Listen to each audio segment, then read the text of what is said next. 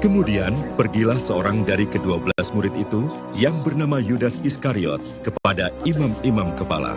Ia berkata, "Apa yang hendak kamu berikan kepadaku, supaya aku menyerahkan dia kepada kamu?" Mereka membayar 30 uang perak kepadanya. Dan mulai saat itu, ia mencari kesempatan yang baik untuk menyerahkan Yesus. Pada hari pertama dari Hari Raya Roti Tidak Berbagi, datanglah murid-murid Yesus kepadanya dan berkata, "Di mana engkau kehendaki kami mempersiapkan perjamuan Paskah bagimu?" Jawab Yesus, "Pergilah ke kota kepada si Anu dan katakan kepadanya, 'Pesan Guru, waktuku hampir tiba. Di dalam rumahmu lah aku mau merayakan Paskah bersama-sama dengan murid-muridku.'" Lalu murid-muridnya melakukan seperti yang ditugaskan Yesus kepada mereka dan mempersiapkan Paskah. Setelah hari malam, Yesus duduk makan bersama-sama dengan ke-12 murid itu. Dan ketika mereka sedang makan, ia berkata, "Aku berkata kepadamu, sesungguhnya seorang di antara kamu akan menyerahkan aku." Dan dengan hati yang sangat sedih berkatalah mereka seorang demi seorang kepadanya, "Bukan aku ya Tuhan?" Ia menjawab, "Dia yang bersama-sama dengan aku mencelupkan tangannya ke dalam pinggan ini, dialah yang akan menyerahkan aku.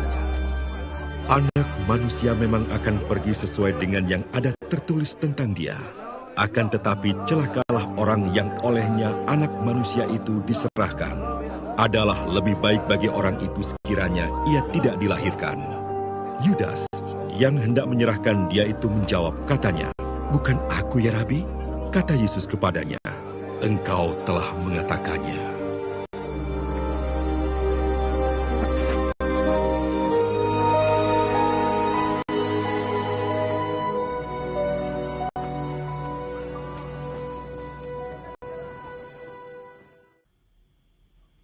Saudara-saudariku yang terkasih dalam Tuhan kita Yesus Kristus,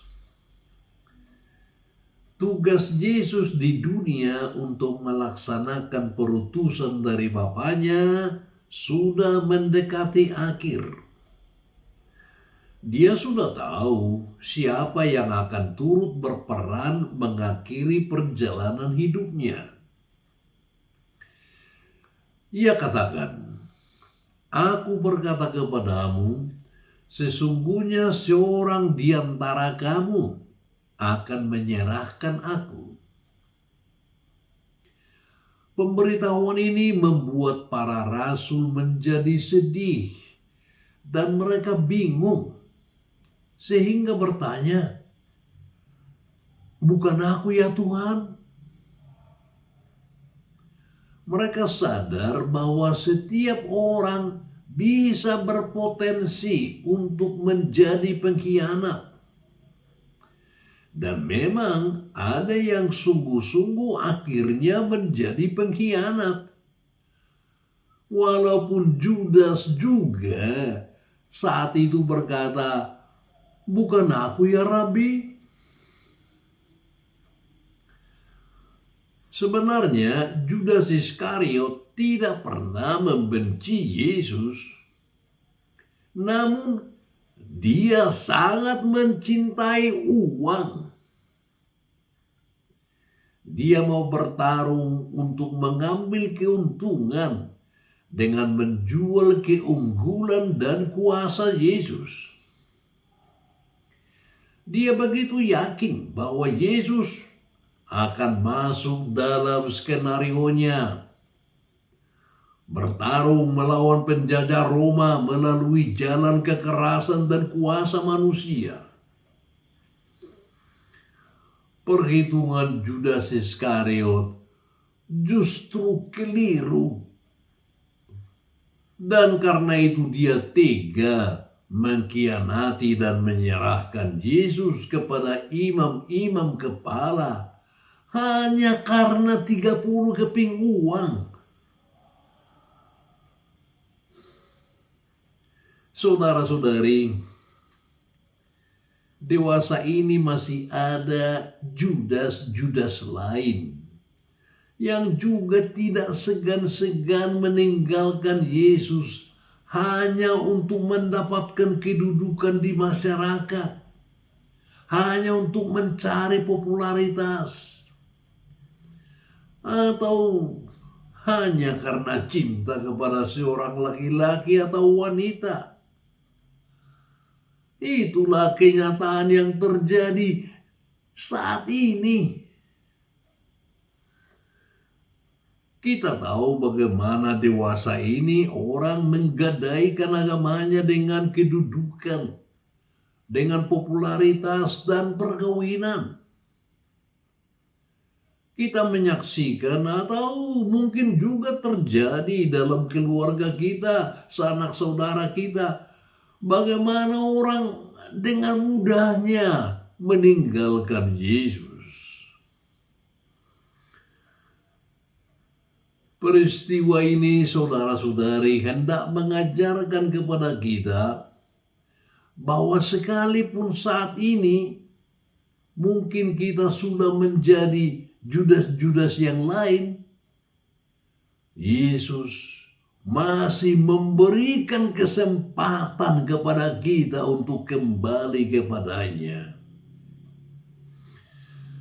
Dia selalu membuka kedua tangannya bagi kita. Walaupun kita menjualnya dengan segala macam tujuan,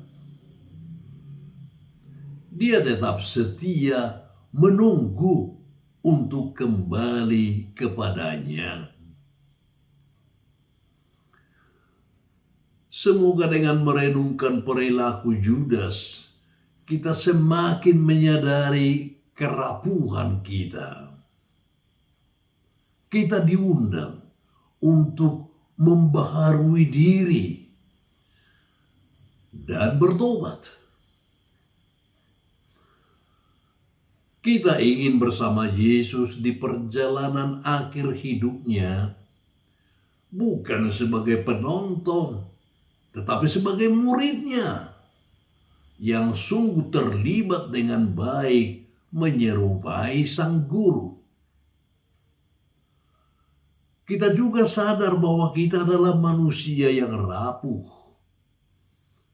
Kita berpotensi untuk menjadi baik, tetapi juga bisa menjadi pengkhianat.